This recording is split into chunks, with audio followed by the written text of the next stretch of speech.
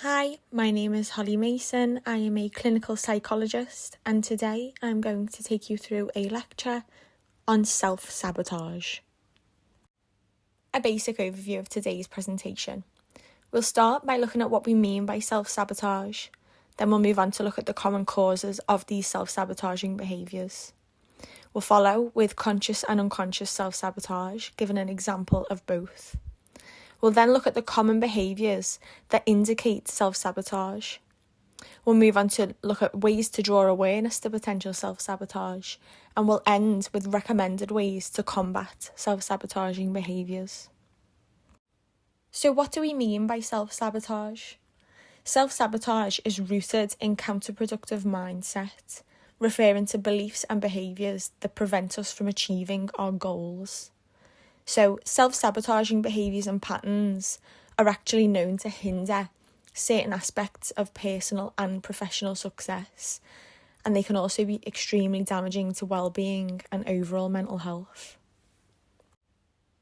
Although as humans we will all experience self-sabotage in some form throughout our lives, there are some common causes that indicate why people do self-sabotage, and these include having low self-esteem, so feeling a lack of confidence, and this then is presented or translated into general success and life.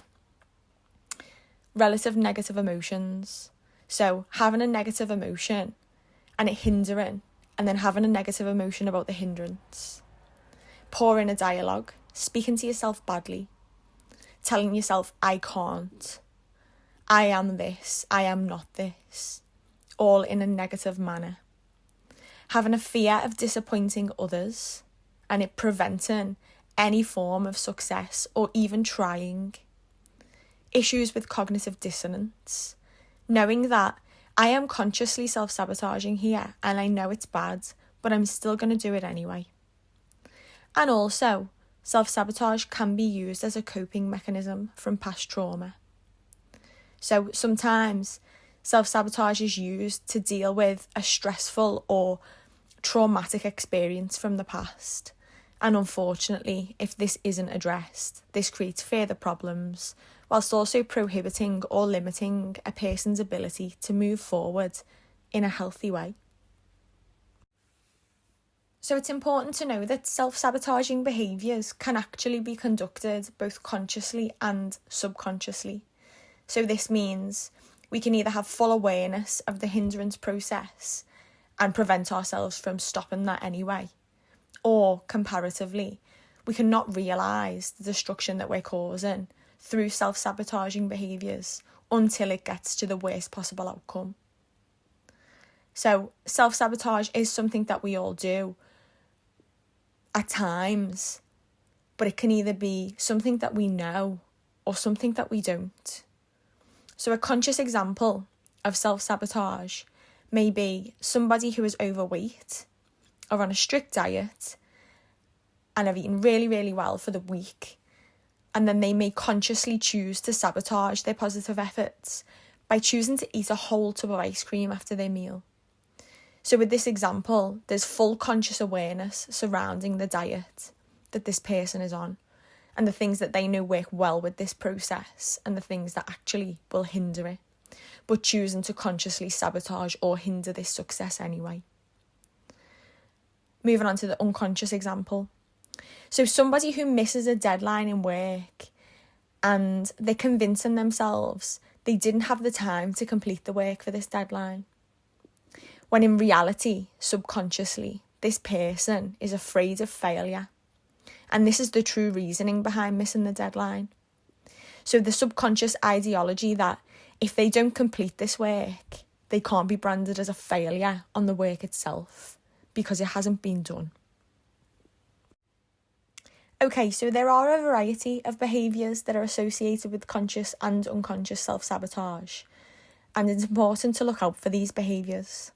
So these include avoiding people or situations that make you feel uncomfortable, avoiding change and instead staying in your comfort zone, setting goals that are purposely low to ensure success due to a fear of failure, trying to control others, causing conflict with romantic partners, friends, family, and or colleagues, longing for approval from others, constantly making excuses, comparison, telling yourself I cannot, or having general self-limiting beliefs, socially withdrawing and becoming almost a recluse, taking part in risky behaviours, or taking actions that just don't align with your personal values or goals. So becoming aware of potential self-sabotage. Now, of course, as mentioned earlier, some people do self-sabotage unconsciously. So they only find the end goal being negative and they're unsure why. So some recommended tips to become aware of your unconscious self-sabotaging behaviours would be, firstly, to boost your self-awareness by documenting behaviours and thought patterns in a journal or diary to try and identify where they're coming from. So as you become more aware of the driving force behind your behaviours, you'll be able then to further determine whether these are self-sabotaging patterns or not. Additionally, when finding yourself in a reoccurring negative position with others or certain situations, ask yourself questions like, could I deal with this differently? Or, does this align with the positive things I want in my life? Or, an important one could be, if outsiders knew I was behaving like this, would I be okay with it? Or would I feel shame? And sometimes when we think of our behaviour from another person's point of view or perspective, how that looks or seems to others in our head, maybe then will allow us to conjure whether we are acting unaccordingly. And this can be crucial when it comes to self-sabotaging patterns. In addition, ways to prevent or combat self-sabotage. So my main recommended tips to prevent both conscious and unconscious self-sabotaging behaviours would be to pause during the day at certain times to check in with yourself. Now, I know generally everyday life is fast-paced, routine, you've got to get to where you're getting to. But I assure you, as you develop insight about yourself, you'll then be able to highlight places that maybe you do need to change. And unfortunately, everyday life can prevent us from doing this if we are working on overdrive.